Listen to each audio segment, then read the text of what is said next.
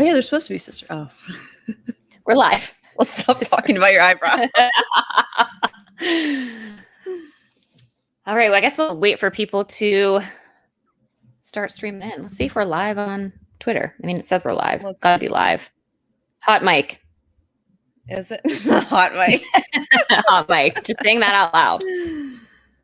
Yeah, yes, we are. It's live. there. It's there. Is it? I see you. Is it going though? Yeah, Frank is saying he's pouring the wine. Ooh, I like that idea. Yeah, me too. I'm drinking water because I'm still on the mend from my second vaccine. Yeah, I thought about I have like Trulies in the fridge, and I was like, maybe I'll have one of those. But then I was like, no, I can't sound stupid tonight. you got to make sure you're starting off on the right foot. Cannot introduce myself sounding stupid, so I'm just drinking water like a good girl. Yes, me too. So I'm trying to hydrate myself back up again as people start to stream in. Hello, everyone. We are waiting for people to join the show, but someone referred me to Liquid IV. Have you heard of that? No. I literally thought it was an IV that you like put in yourself to hydrate yourself. No, it's like a powder mix. Like it's not that scary. It's not an actual IV bag. But stopped and got some on my way home from work, drank it on my ride home, and I already feel so much better. So highly recommend. They don't sponsor the show. Maybe they will. I like it. Oh, so there's some familiar faces popping in. Hi, everyone. Hi. I can't see anything. All I can see is you. Oh, well, that's interesting. Okay. So you are in charge. I'll be the person that answers. Danny's here. Carrie's here. Randall's here. Frank's here. James is here. Our crew's here. So hello, everyone. Thanks for joining us on a Friday evening. Brittany, do you have plans after this? Or is this it? This is as high as it goes this weekend. I would rather not be anywhere else than talking Browns with you tonight. Friday night, drinking water, hanging out with the best friends. Drinking water. Yep. I mean, I get to miss out on kids going to bed. So here we are. There you go. All right. So why don't we kick off the show? So hello, everyone. I am your host this evening, Bri. If you know me on Twitter, you probably know me as Breezy Clee. And I've got my fellow co-host here, Miss Brittany Mollis, or also known as Bird's Eye View on Twitter. Hello. So Brittany and I have a podcast called That's What Bee Said. If you don't know that, I think there's a lot of you in here that listen to our show. So we welcome you in and thanks for joining us on your Friday night. But for those that don't know us, we wanted to just do a quick introduction so you can get to know us a little bit better. So as I said, I'm Bri. At Breezy Clee, and I am one half of a podcast called That's What Bee Said.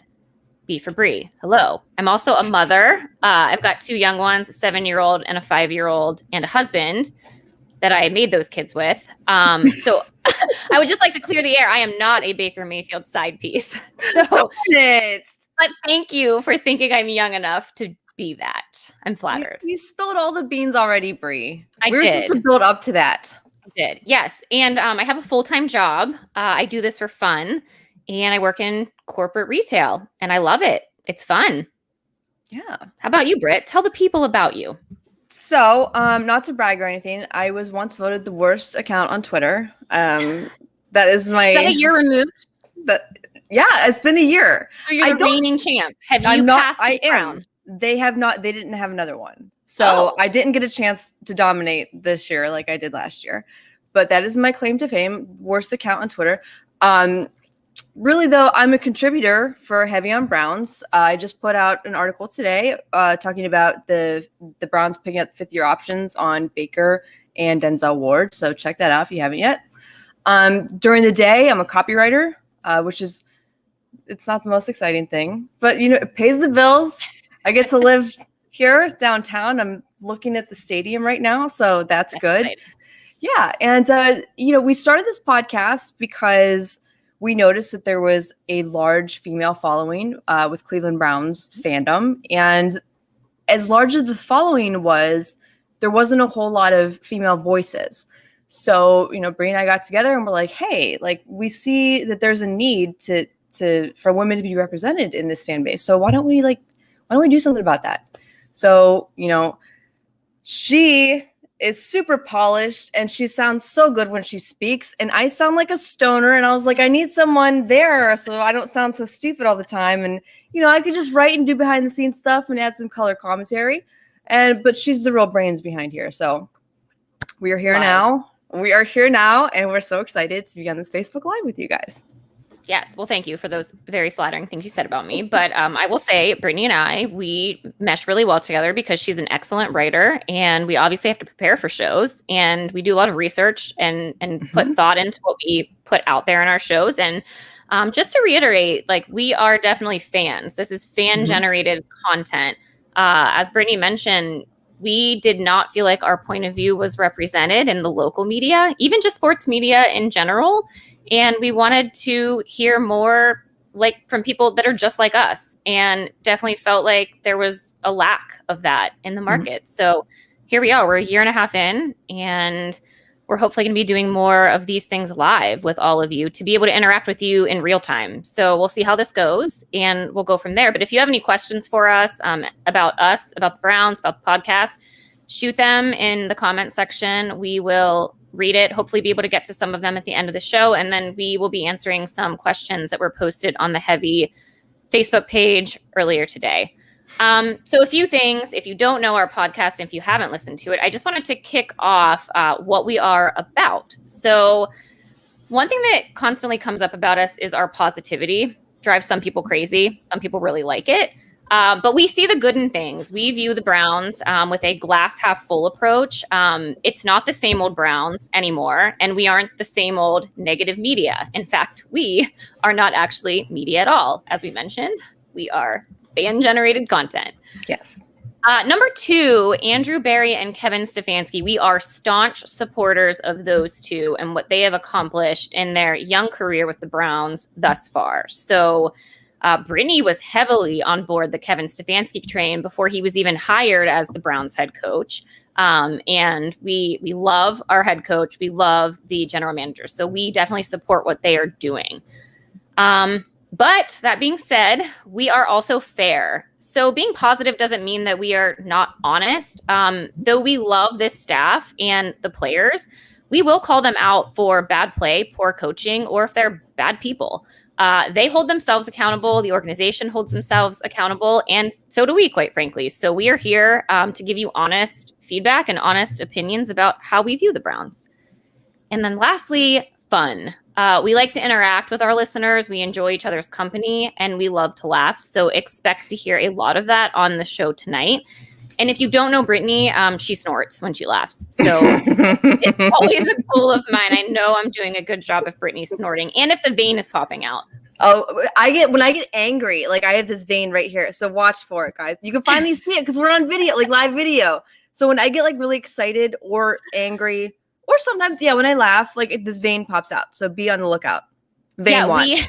We had the opportunity to interview Britt Bri, oh my gosh. Or you may know her as Mrs. Berry, wife of GM Andrew Berry. And it was filled with so much content. And Britton is just incredibly funny, incredibly smart. And the entire interview, we were on Zoom. You guys couldn't see us live, but we could see her live.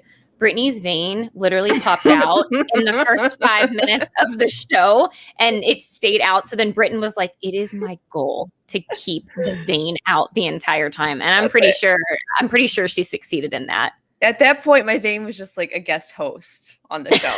It was there. It wasn't going anywhere. If your vein gets its own Twitter account. Oh, there it is. It's coming. Do you think someone will create a Twitter account, Brittany's vein? I really hope we don't go that low. I hope there's a standard, just one standard on Twitter where that's it. Just don't do that.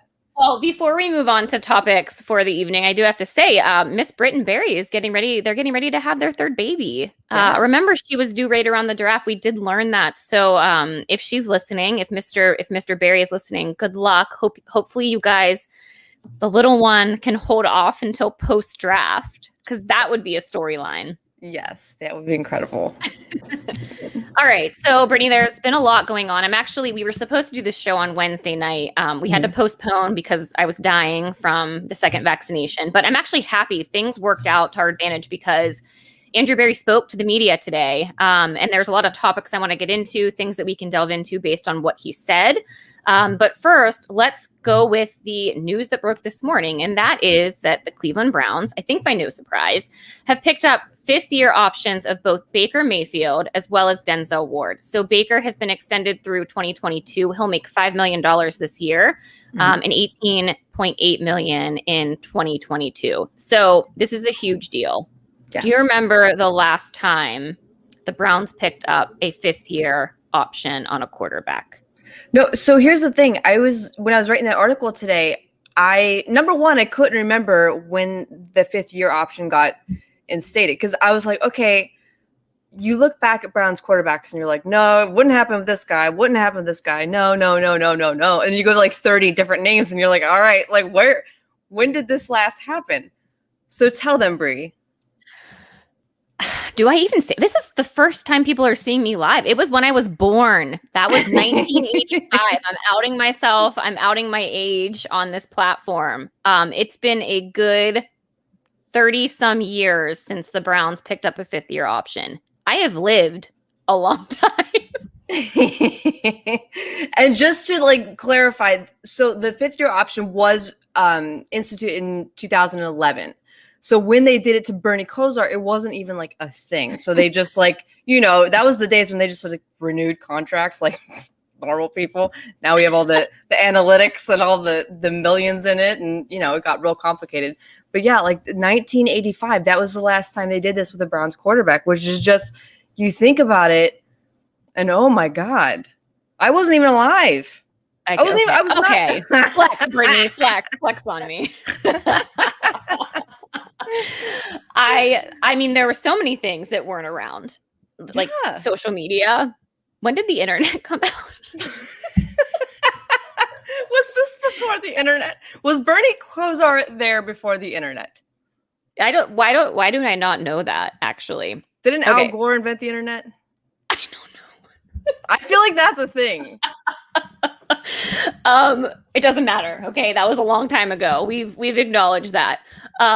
I'm wearing my Baker shirt to celebrate the fact that the fifth-year option has been picked up. I love this shirt, him celebrating. So it felt appropriate for this evening. But I want to talk about this a little bit because, there was a lot of conversation all last year in the season about Baker Mayfield. And, I think fans were skeptical if Baker was deserving of a contract extension. I think a lot of people knew that he would probably get his fifth year picked up. But he still has his doubters. I don't think that will go away. Not even just from like a Browns fandom perspective, but he's popular in the national media. He gets picked on a lot. Yeah. But I just had to remind everyone, Baker last year finished 10th in the league in QBR ranking. As a reminder, he finished with 26 touchdown passes, 8 interceptions. And then week 7 to week 15 is kind of when we really saw him turn on, I would say. He struggled the first half of the season. Obviously, there was no normal offseason, a new coaching staff. Like it was rough to start. But in those final weeks of the season, he was 3rd in the league, just trailing only 2 other quarterbacks. Do you want to guess who they were? Not Ben Roethlisberger. Big Ben was not ahead of him. Let's see. Week 7 to week 15 is 3rd in the league. Okay. So there's 2 quarterbacks. It was Mahomes and Rodgers. So pretty darn good company. Oh, yeah. I mean, Brittany, does this say that Baker can have an even bigger jump going into next year, given the fact that he's going to have continuity of both coaching staff as well as the playbook? Yeah, so I remember distinctly before the Browns hired Kevin Stefanski, on our show we broke down the potential coaches. So there was Stefanski, there was Robert, whatever his name was, the finalists. So Josh McDaniels, Stefanski, Saleh. And Genius in Baltimore. Greg Roman? Yes, Greg Roman. So we were going through these guys and listing what we liked about them, what we didn't like, the pros and cons of working with Baker and that offense. And one of the things that we really liked about Kevin Stefanski before he got hired was that he would have a similar arsenal in Cleveland as he did in Minnesota. And, he was able to make Kirk Cousins look real good in Minnesota, right? So if you can make Kirk Cousins look good, we're like, wow, think of what he can do with Baker Mayfield. So last year, we saw sort of like a reinvigorated Baker Mayfield. He had a breakout 2018. Then obviously a lot of things happened in 2019 where didn't go his way, didn't go anyone's way. Our podcast, like we started in the Freddie Kitchens era. Anyway, some of our best shows, honestly. So, I think now there were things that Baker Mayfield did last year where it was all the small things that added up. And you saw him, he wasn't his happy feet slowed down. Number one, he was always, his vision got better, just like little things over and over and over and over again, which led to him having a very successful 2020 season. Now, you think about the potential of them having, even if it's not like a super regular off season, like the training camps and stuff, because they did mention that might just not happen. Stefanski and the coaching staff might just want to keep it to what worked last season with the Zoom meetings and trusting these athletes to work out by themselves, which fine. But now that Baker is about to go into year 2 with the same offense, the same coaches, these are things that he has not had before. Right. I think it's pretty safe to say that they're laying all the groundwork for him to have a very successful year next year. Very successful year. Yeah, I agree. And, there's the other side of the coin where you could say teams now have tape on Kevin Stefanski, what they're trying to do as an offense.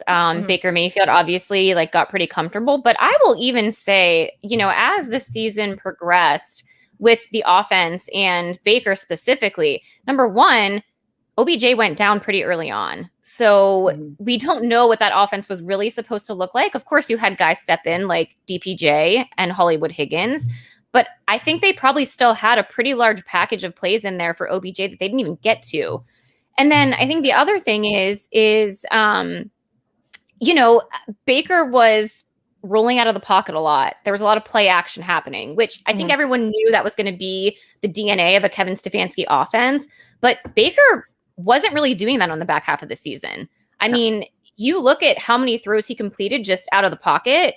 It was a pretty big jump from first half to second half. So I think that there's still so much that they can delve into in this playbook. And I mean, I have full faith in Kevin Stefanski to be able to evolve the offense. I mean, this is a bunch of smart football coaches and players that are involved. And something that we continue to talk about is they're returning their entire coaching staff as well. Yes. So there's not just continuity between head coach and Baker Mayfield. There's continuity between the entire staff and the entire offense. And again, you got the top rated offensive line in the entire football league. That's huge. That's huge. I'm just knocking on wood. We need to knock on wood. The injury bug needs to not be around because I don't know. I just am so excited. And I think we do have a lot of things to be excited about, tangible excitement. Yes, finally. And I know we talked a lot about Baker, obviously, but Denzel Ward, again, his 5th-year option was also picked up. And I don't want to, ignore that fact because Denzel has been a great player since he joined the Cleveland Browns. He's been consistent. I think the only question mark out there about Denzel is staying healthy, right? That is a question mark. So I think the Browns were smart in picking up his 5th option. And I think he has a lot to prove going into this year as well. Yes. Denzel Ward, again, I think we're going to talk about the draft, but when it comes to that cornerback position, it seems like they need to beef up. You hope that you won't, necessarily need it so much, but you just never know with Denzel. And, I know the quarterback room, we're going to talk about it. Yes. I want to ask you though, Brittany, just these 2 moves that happened today, what do you think this means? What does this say about this upcoming season in your mind? So to me, it says that the Cleveland Browns don't just see potential within the AFC North. They see potential to win the whole damn thing. Andrew Berry said today, he commented on both Baker and Denzel. And he said, I see these guys as a very big part of our future. Unlike regimes before him, the Andrew Berry, Kevin Stefanski regime is laying down a solid foundation of youth and talent to put them in a favorable spot for not just this year, but for years to come. So you see everything that Andrew Berry and company has done. It's for especially the defense, which was such a huge hole. But move by move, they're laying the groundwork for something steady, which is something we as Browns fans have not witnessed before. We're seeing grown adults make smart decisions, and I could not be more excited. I know. Okay. I've shared this on our podcast before, but I'm going to say it again. And I know that this is not like a hot take or anything by any means, but I truly think Andrew Berry believes that this year, the team he is assembling, without even going into the draft, by the way, is a Super Bowl contending team. Like this season, not like we're building into that a few years down the road. Of course, teams always have that as a goal, right? Super Bowl. Let's be real. As Browns fans and as the teams we've put on the field before, that was never really a realistic goal for us to have. And I think last year, we obviously got to the playoffs. We won the wild card playoff game, and then we faced the defending Super Bowl champs. We kind of saw how we measured up against some of the best talent in the NFL in Patrick Mahomes and that team. And you could see we weren't quite there yet, right? We could probably match up with them from an offensive perspective, but on the defensive side of the ball, weren't even close. And that's a place that Andrew Berry obviously spent a lot of time this offseason really going after and improving. And that is where his focus has been. So to me, when you are bringing back your entire offense, that offensive line, an explosive offense that really took off the second half of the season, and you couple that with all of these defensive offseason moves with the draft still to play, by the way, the Browns are contenders and they should be in this conversation. I'm okay if they're not in the conversation at the national level. I'm fine with that. Don't talk about them. Just let them, they're going to go, they're going to do the work, right? That is what this team is about. That's what they preach. They go in, they put in the work. Yes. The Browns accomplished so much last year on so little. So yes. I just think about that. There were so many things that with an old regime that could have just set the entire season off track that didn't happen. So I'm ready for some sense of normalcy and really seeing what this staff and this team is capable of. Heck yeah. I'm ready to play. They really weren't. So I remember last year when we were talking about it, obviously your highest goal is to be a Super Bowl contender, to go to the Super Bowl, of course. In the same time, you go into last year and there was a COVID shortened off season. Mm-hmm. Everything was flipped upside down. They did have a new coach, all new staff, everything, all new playbook. Everything was so much different. So as far as they went, that was very impressive because I don't think that they were necessarily planning to go that far. So in a sense, they kind of overachieved, which is weird. When you look at the lineup, you're like, wow, this team, is pretty good on paper, at least the offense. And it showed, but man, they had to score 30 points a game just for that defense to keep up. And that was, I love the fact that already before we even make it to the draft, Andrew Berry addressed the defensive hole. So now we're in a position, the exact position you want to be when you're picking at 26. Yeah, I mean, he said when he got hired as the GM, he was going to aggressively attain talent. And Andrew Berry and Kevin Stefanski have the calmest demeanor I've ever seen. Yes. But yet they say these things and I'm like, wow, he is super aggressive, but he's so calm when he says it. It's such an oxymoron. When they both speak, it's just are you really aggressive or are you it's just wild to think about. And someone in the comments just said hold up on the Super Bowl. You have to start with the division. And I hear you on that. I definitely hear you on that. And the AFC North is obviously going to be one of the best divisions in football this year. Like, I do believe that. You have Lamar Jackson and the Ravens, who continuously are in contention. We're throwing away the Steelers. Like, guys, we're not. They're done. The Steelers are frauds. They were frauds last year. Like, we clearly saw that. So whatever.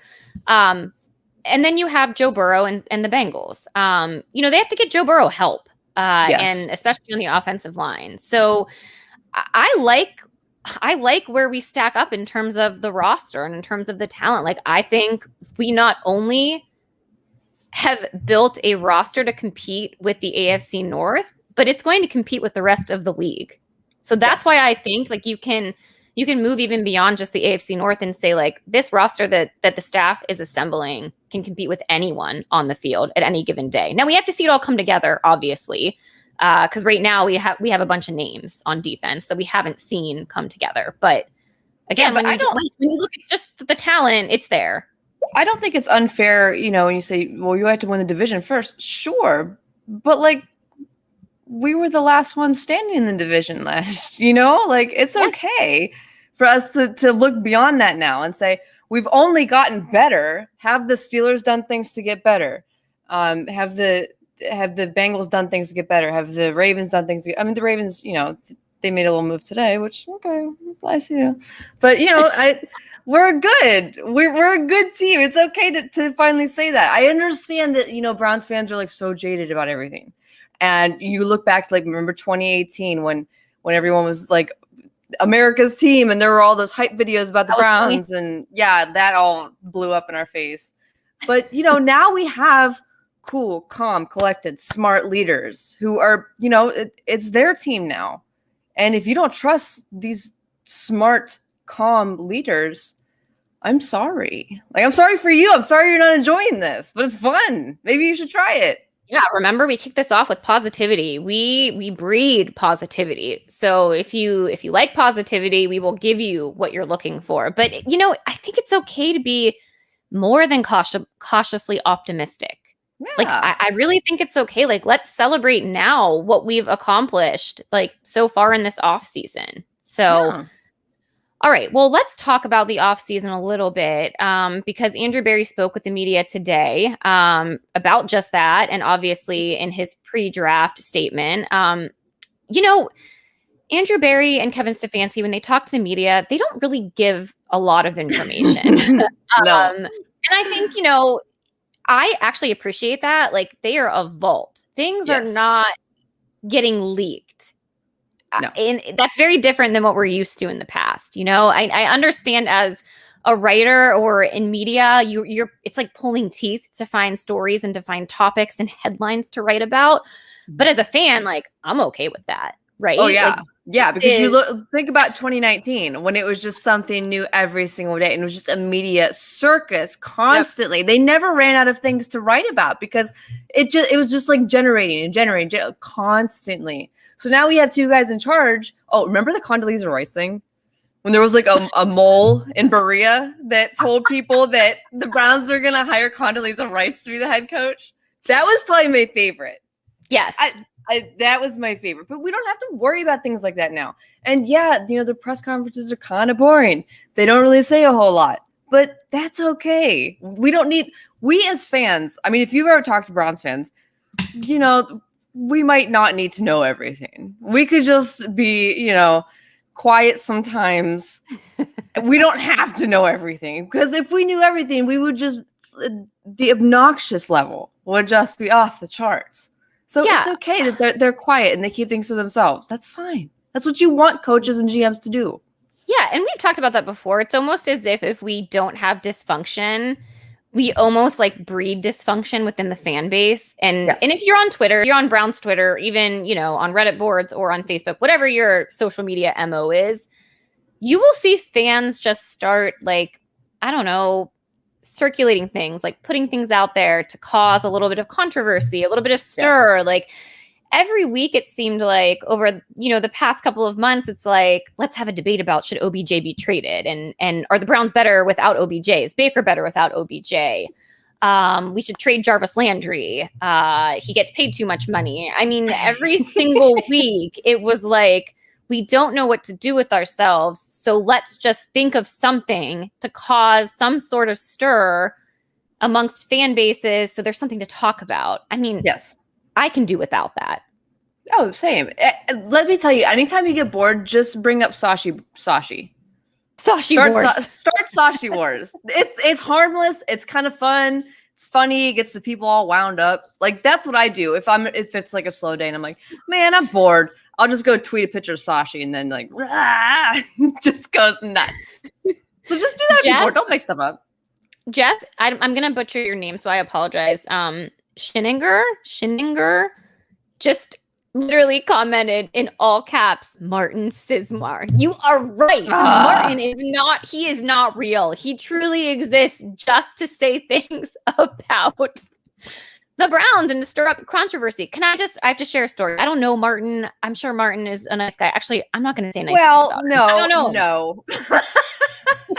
So over the Browns season, I put on a fun DraftKings, like $1 buy-in, a showdown, which the showdown on DraftKings is really fun. You pick one game and you only draft players from that game. So every Sunday or Monday night, I would pick the Browns and whoever they played. And I would set up the pool privately so that it was just us and Browns fans, like random people, robots weren't getting in on the action. And it was 150 to 200 people every single week. And it was a lot of fun. And we had like 10 to 15 winners, depending on how many people played. So you had a great chance of winning your money back at least, right? And it's $1. It's not, $1. That's important to the story. $1. You weren't obligated. I didn't make you. I didn't force you to give your dollar up, okay? But one weekend, I posted the link and Martin got mad. I don't know why he got mad. I tried to nicely invite him to join our league. I said, maybe you'll have fun. Like, it's really fun.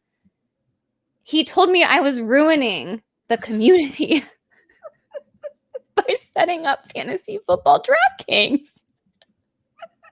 You were turning people into gambling. No, first he yelled at us because we weren't profiting off this. He said, you guys are doing bad business because you should have a deal with FanDuel or whoever. What was it? FanDuel? DraftKings. You should have a deal with DraftKings so then you can make money. And we're like, no, we're not like, we don't make money. It's just something fun that we do. It's $1. And then he turned it into, well, you guys are turning your community into degenerate gamblers. And he was dead serious. Yes, but Martin did give me a great idea because I did contact DraftKings and I was like, hey, you want to like partner with us next year? Because Martin gave me an idea that you should be paying us to do this. So thank you, Martin. I've reached out. We'll keep you posted on how that goes. But anyway, just so you guys all know, we're going to keep doing DraftKings as the season begins next year. It was a lot of fun and I'll keep doing it. But let me know if I'm ruining your life $1 at a time. Okay, so going back out a little bit off topic, but going back to Andrew Berry and the press conference. So he said a lot of things without saying a lot of things. But there was a very consistent theme, I think, throughout, and things that he talked about in the draft.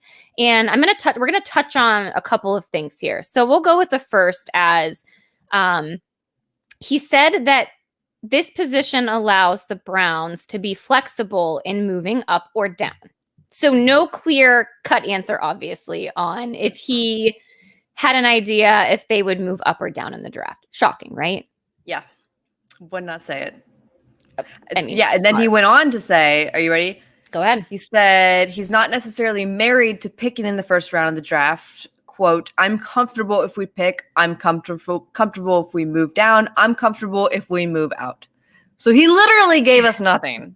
Not even a tiny bit of a clue what he's planning to do. Brittany, what does comfortable mean?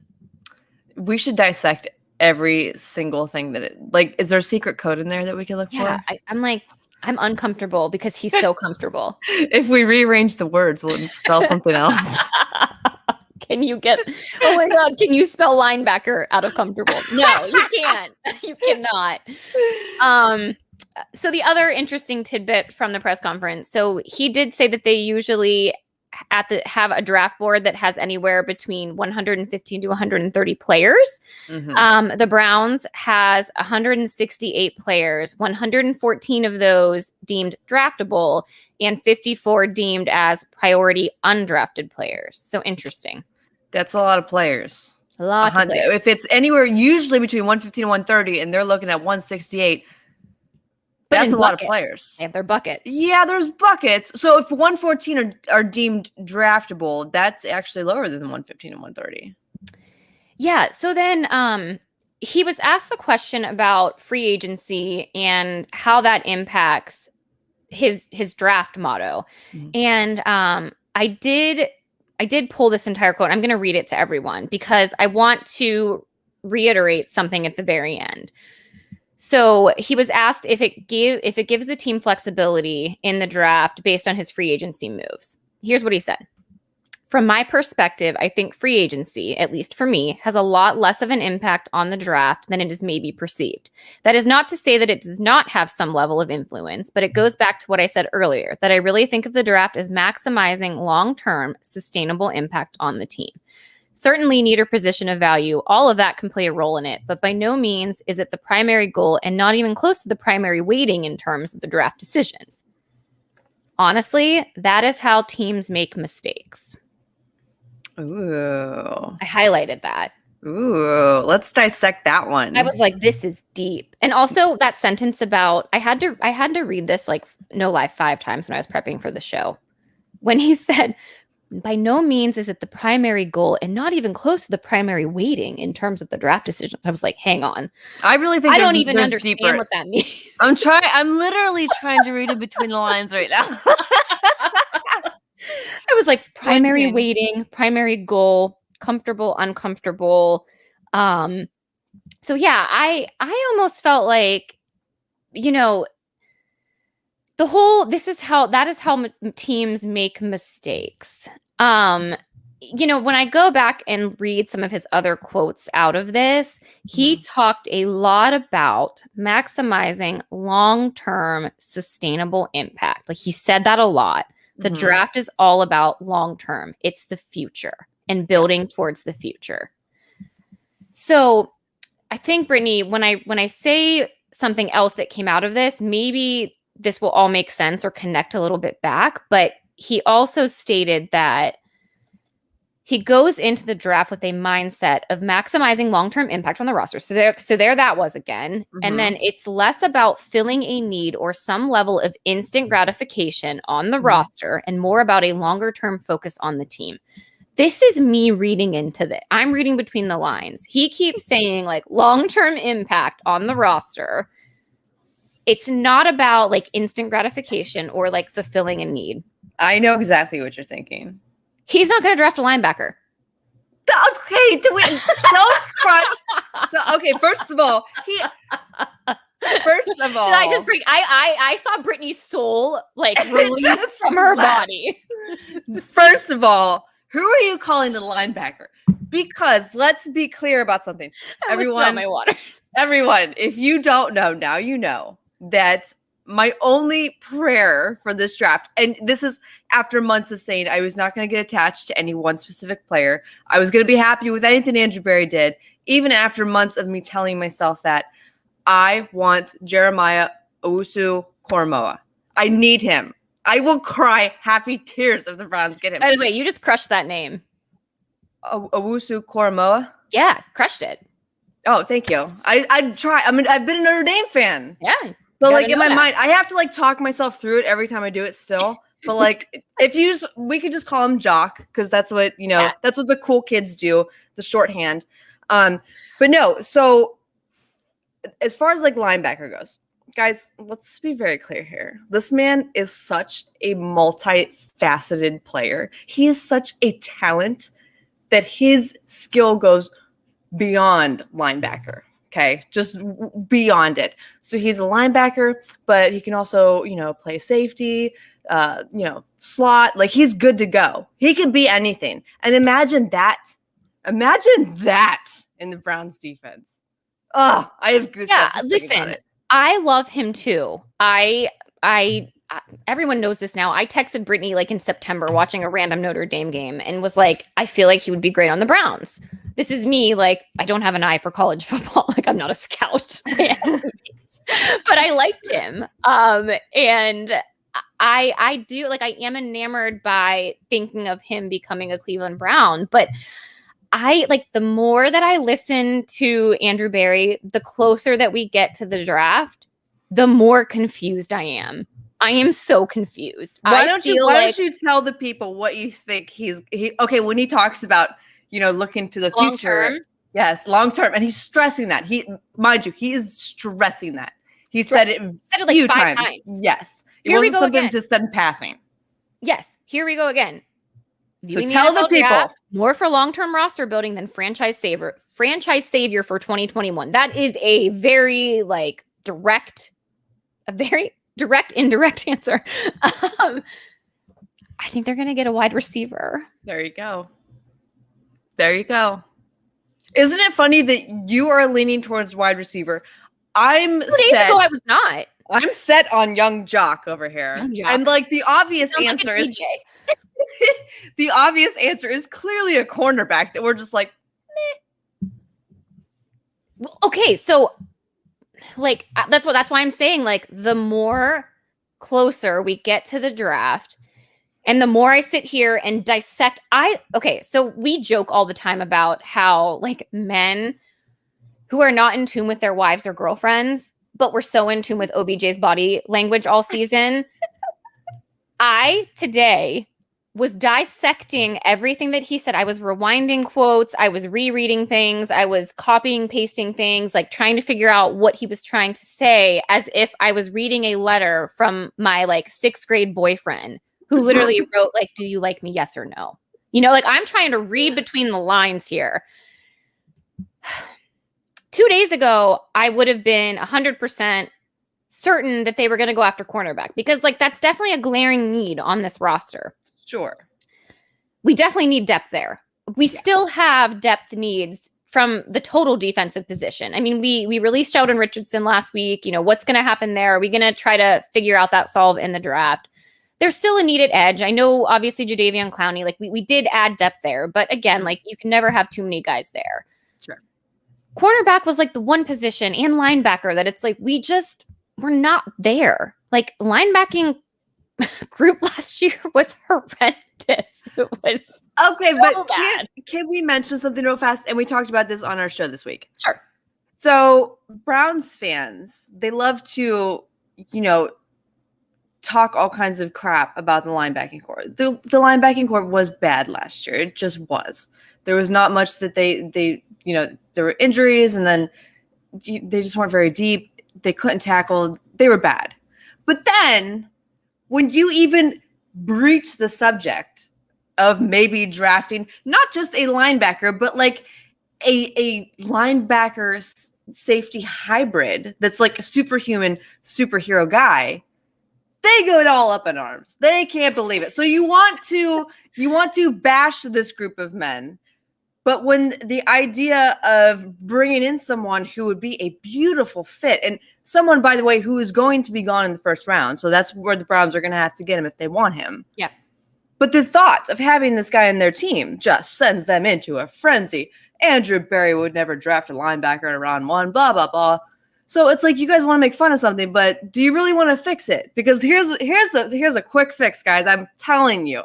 I promise you, if the Browns get this guy, you are not going to be unhappy. But they don't want to listen. I mean, the media asked him today, directly, that his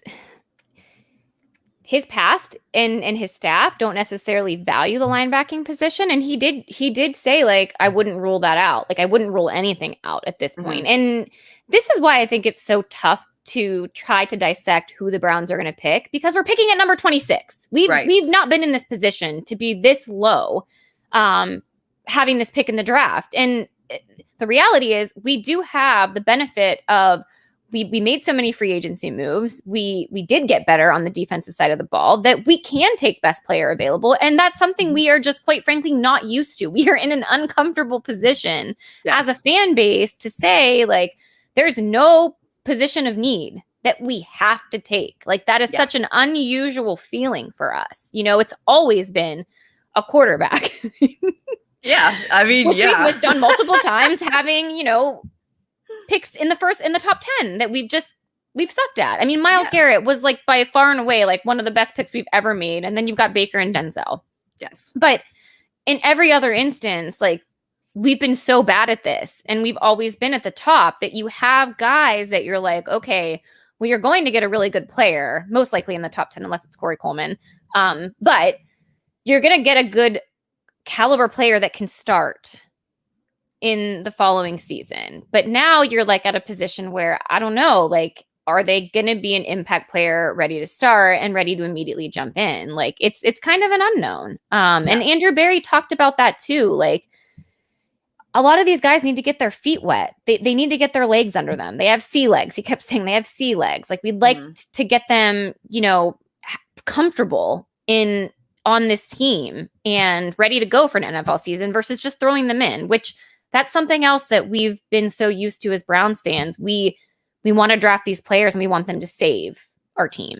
Yes. That doesn't need to happen. No, he said that today. He said, if you're going into the draft looking for a cure-all player, I think that's misguided. So again, he's saying, and of course he's going to say it, because when you're picking 26, like you mentioned, like what are the chances of this player coming in immediately and making like a huge impact? Probably not that great at 26. I mean, I'm trying to think of like players drafted. Well, there was that one guy, Lamar Jackson, who was drafted at 32, but well, and you have Nick Chubb, right? We got Nick Chubb much later on. Yes. I mean, there are players that you can draft later on that do end up being really good players. And sure. You know, the one that jumps out to me too is I was thinking about this. Like, do you remember the hype surrounding DK Metcalf? You know, during the draft process and the Columbine, like he was jacked. Remember, like there was that picture of him standing next to other prospects, and he looked like a Mack truck, and everyone around him looked like children. Yes. And it was like he can only run in a straight line. Like that's all he can do is like run in a straight line. And you know what he did? He ran in a straight line really, really good. That's it. That's it. That's all you got to do. Now there's gifts in doing it. Like it's just. Yeah. But yeah. No. I don't know. We'll see what happens. You know, we have there's cornerbacks that you listed on here. The problem with that is that everyone can use a good cornerback. I know. You know, everyone needs that. Yep. So how many is there a good enough cornerback at 26 that the Browns have won? I don't know if there will be any available, because that's a hot position that any team could use more of. So I agree. I don't know. Again, you're going wide receiver. It seems like you're leaning wide receiver. Well, like I said, you could talk to me tomorrow and I may feel completely different. But like today at 8:53 p.m. on April 23rd, I am going with wide receiver. And people were commenting like the one that seems to be talked about the most as being a good fit for the Browns and who may not be there at 26, but who also may fall there at 26 is Rashad Bateman from Minnesota. He has been like the talk around town. There's articles about him, why he should be a Cleveland Brown, why it makes sense for the Browns. He's a deep ball threat. He can break away from defenders, create separation, consistently wins vertical routes. You know, there's obviously cons. There's cons with every player, but I think with this coaching staff, like they're going to be able to teach these guys things that they're not good at. And that's what I think this coaching staff does do really well, is they're going to be able to coach them through what they need to work on. I mean, this team pays attention to details. So you're not going to make this roster unless that's going to be your work ethic. So I don't know, Britt. I mean, I'd be fine with Jock. J-O-K. Yeah. Young Jock. Young Jock. I'm going to be fine with whoever they pick. Like, you know, I'm going to rally behind him and root for him. So we'll see. Young Jock, it's going down. It is like a DJ. Should we take some questions? Sure, let's do it. Yeah, I mean, you guys drop in the comments who you think they're going to pick, who you want to pick. I'm curious. Go Facebook page. We did get a couple of questions earlier that I wanted to address. Let me pull that up for you. A couple of good ones in here. All right, so... Wow, that is a lovely screenshot of our live that they posted. Is it bad? I'm like looking weird. All right. So this came from Jamal Freeman. Given that Kevin Stefanski was a huge impact on the coaching side of the house, do you think other teams have created a game plan to counteract our coaching? If so, how well equipped do you think we are to handle that kind of shift in game? It's a good question. Where's that at? That was on the Facebook page. I was looking at other questions. Can you repeat that, please? Do you want me to repeat it? Yes, please. Yeah, because I was looking through the comments. I'm like, wonder what's okay, the are you question? ready? Yes. This came from Jamal Freeman.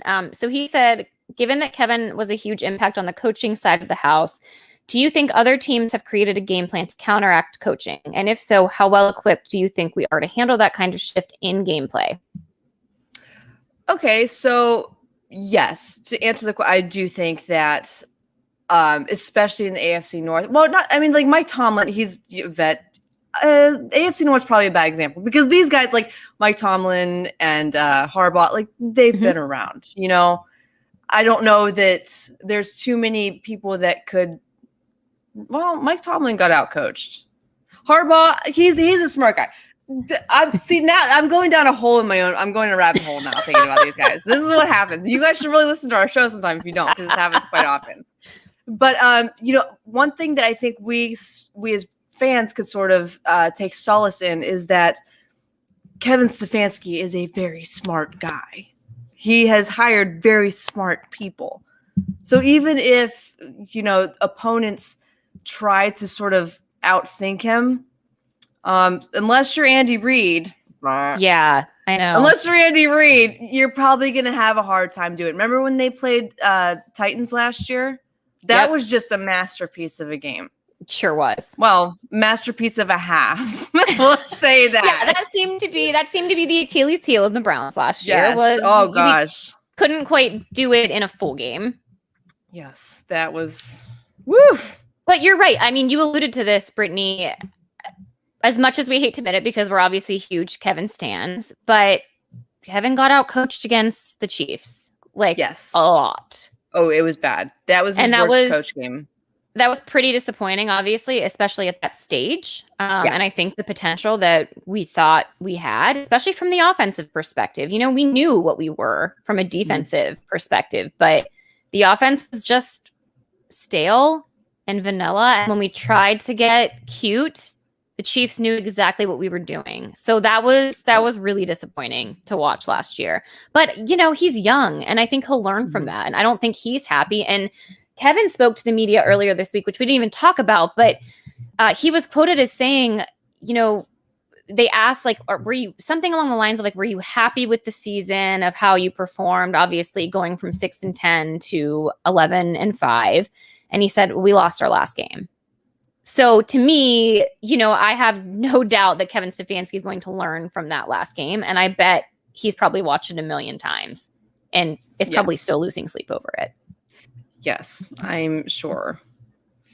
All right. Are we ready for let me find a question on here. Because somebody asked a good one earlier.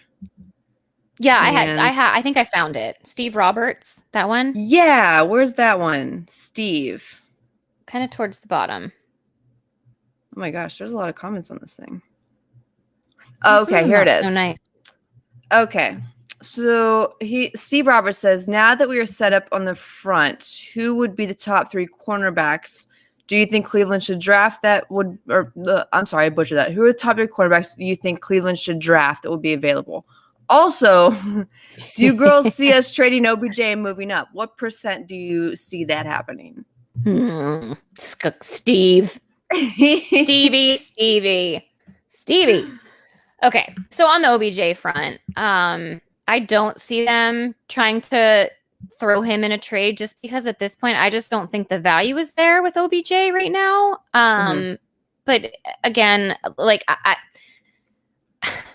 the OBJ trade talk seems to be something that comes up at least once a month. And I don't know why his name always gets thrown into it, but I think they're going to keep him. I don't think they're going to put him up on the table. So I don't think that's going to happen. In terms of cornerback, we talked about that. I do think this is a position of need, and a few that I wrote down that I think are probably the most popular that are out there. Asante Samuel Jr., who, I don't think will be there at 26. Like, I think a lot of these guys that we're listing out, you're probably going to have to trade up to get.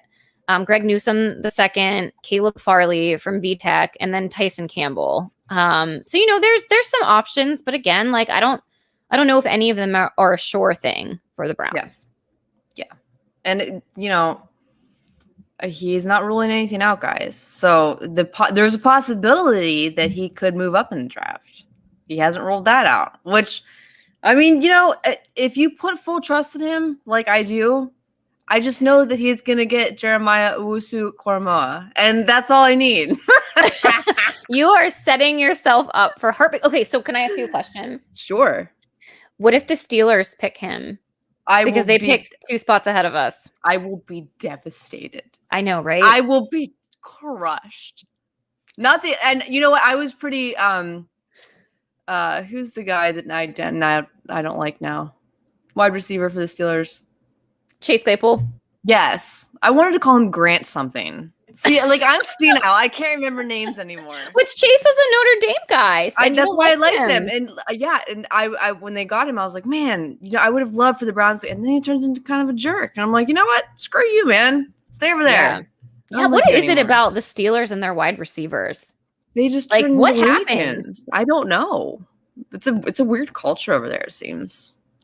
We can't relate to that culture, obviously. Yeah, but it's crazy because OBJ gets that rap, but yet you have guys that actually act like Juju and Chase. And I mean, I guess last year they were kind of exposed based on the whole TikTok and dancing on the logos. And like, it was cute at first, but then it got annoying.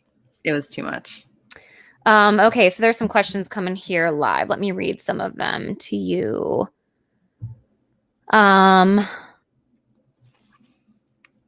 Let's see. If the Browns, this is from Frank, if the Browns trade out of the first round, would you be angry, okay with it, or mixed emotion? Well, you obviously, this is not the question for me to answer, because when you have your heart set on one person, like, you're going to be upset. However, like, when I'm using my actual logistical brain and taking my heart and feelings out of it, which is impossible, but I will just try this exercise for you guys. When I do that, I'm okay with everything Andrew Berry decides to do. I trust that man to do a good job. He's smart. So if he decides that he wants to trade up to get a cornerback, if he wants to trade back and check out the wide receivers on day 2, like, whatever, I'm good with it. But really, I'm not. I'm laughing because someone commented and said if Koramoah is there at 26, I may just faint. I might too, Alan. I might too. No joke. Either way, I'm crying. If we're picking at 26 and he's there, either way, I'm crying. If they take him or if they don't. I mean, I get attached to like the like, I don't know. I guess I call them like the spark players where like there's so much excitement. They're sexy. They're sexy picks.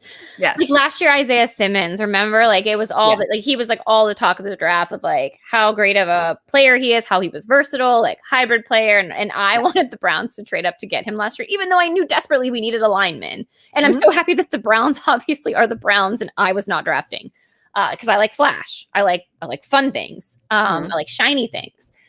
But he didn't really have a great season with the Cardinals. So I'm like, is there something to be said? Is Jock, like, could he turn out to be like that? What, a bust? How dare you? I'm going to hang up.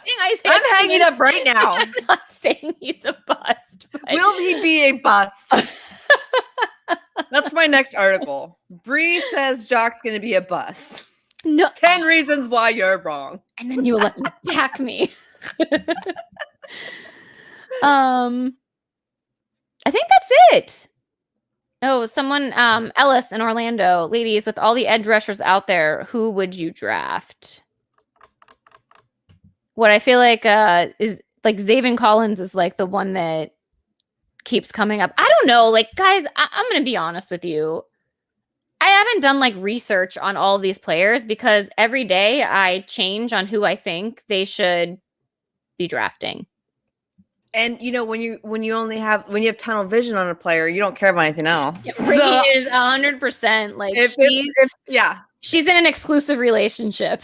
That's it. If it's not him, then I'll be fine with whatever it is. But as far as like position players, I don't know. I know one guy, and I'm ready because I mean, I don't have to pay attention to that stuff. When you trust somebody, it's like one day when I'm married, I'll just trust my husband to pay all the bills because I'm not doing it. But like if you married someone that you trust, you can just trust that they're, you put money somewhere and they, it happens. Everything gets paid. That's how I feel about Andrew Berry. I'm still waiting for your breakdown of cornerbacks. Did you do that article yet? Because I'm waiting for yours.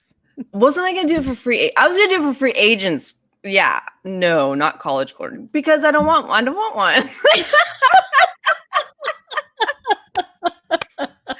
I will only write an article about Jeremiah. That's it. Okay, fine. Even if the Browns don't draft him, Brittany's still going to write an article. I will write an article about why they should have. Three reasons why the Browns missed on Jeremiah. Okay, then listen, then you are 100% baptized as a media member because that would be like you're in. Like that is what they do. That is what they do. We'll be doing Facebook Lives in like September or October, and we'll have a little live tracker of just showing Jeremiah what he's doing exactly at every moment of every play. Oh, I'm laughing. Oh, this is a good one. Hollywood Higgins breakout in 2021. Think he and Baker share a bunk bed? Don't they already? No, I would say yeah. Why not? Yeah, I mean, don't you think he has proven his spot on the roster? I mean, even with OBJ coming back, like I think there's some packages for him. Yeah. Oh yeah, for sure. I mean, again, like not to think ahead because obviously there's a lot of players on the Browns that are on 1-year deals that are kind of on like these prove it contracts. So for Higgins, this season could earn him a lot of money for next year, whether that's with the Browns or another team. But, it's kind of his showcase year. I mean, same thing like David Njoku, Tack McKinley on the defensive side of the ball. So I don't know, like the way that Andrew Berry assembled this team, there's so many 1-year contracts and guys that have something to prove either for themselves or to show like that they belong in the NFL. And that could obviously pay dividends for the Browns in terms of wins. For sure. So JOC watch 2021. Every day, Brittany's going to post like a fun fact or something about him. You know what? I'm going to. Why not? Can't wait for it. Should we wrap it up, Britt? Wait, can I tell you a fun story real quick? Yes. Oh gosh, I forgot to tell you my story. Oh yeah. So like I'm in this this co-ed Browns group chat. Oh, you're in it too. Okay. Have you know? I forgot because I just got added back in. I have not checked anything today on my group chats. So sometimes they'll start, posting their mock drafts in there, and they're like, "Oh yeah, look at my mock draft. Oh yeah, well I did this PFF mock draft. Woo!" And they all take corners, of course. They all take corners. So every time I start talking about, I just start blasting with photos of Maya Owusu-Koramoah, and they get so mad because they're very anti-linebacker. I have to say that I'm going to be very excited when mock drafts go away. I am so over seeing Robert 58198's mock draft, his third version. Can we do a mock draft? Let's do a mock draft on Sunday and see what happens. No, let's do it for science. I only like the mock drafts that have I was like, come on, can we have the teams that we hate pick really bad players, at least just for fun, Why not? Because I still don't understand what mock drafts are. Do you pick them? Does a computer pick them? I don't understand what happens. So I'm going to look into it, and we're going to each do a mock draft on Sunday. Oh, gosh. That's your assignment this weekend, Bri. Can't wait. Can't wait. I mean, I know who Brittany's picking. Wow. Brittany's going to trade up to number 11. If it's a computer generated, I will trade up to number 1. I will give them everything. I'll be like, here I am. I will sell my body. Oh my gosh. I'm sweaty now. Me too. I'm hot.